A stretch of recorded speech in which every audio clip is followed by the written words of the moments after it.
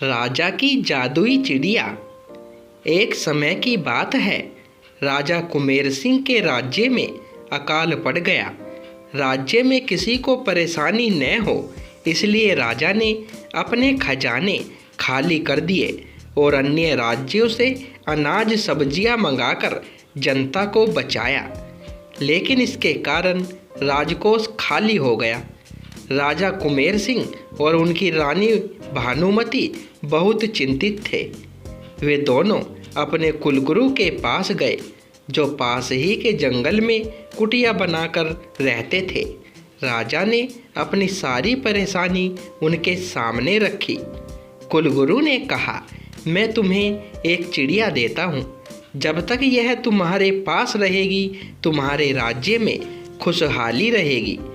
जो भी निर्णय लो, इससे पूछ कर लेना, लेकिन यह तुम्हारे अलावा किसी और के सामने कुछ नहीं बोलेगी। राजा और रानी दोनों चिड़िया को लेकर चल देते हैं। तभी गुरुजी ने कहा, राजन, इस चिड़िया को हमेशा खुश रखना, नहीं तो तुम भी खुश नहीं रह पाओगे। राजा रानी चिड़िया को राजमहल में ले आते हैं।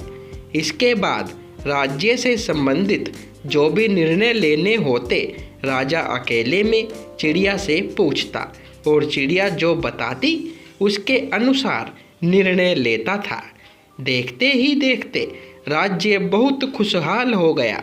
यह देखकर राजा रानी बहुत खुश हुए, लेकिन राजा को एक डर सताने लगा कि कल इस चिड़िया को कोई ले गया तो क्या होगा। यह सोचकर राजा चिड़िया को कहीं बाहर नहीं जाने देता था, उसे पिंजरे में कैद रखता था। रानी के महल में चिड़िया रहती, जहाँ किसी को जाने नहीं दिया जाता था।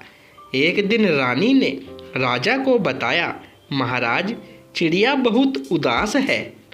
कल से उसने दाना भी नहीं चुगा है।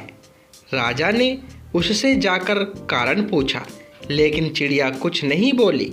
अब राजा उससे राज्य के संबंधित कोई भी प्रश्न करता, चिड़िया चुप रहती थी।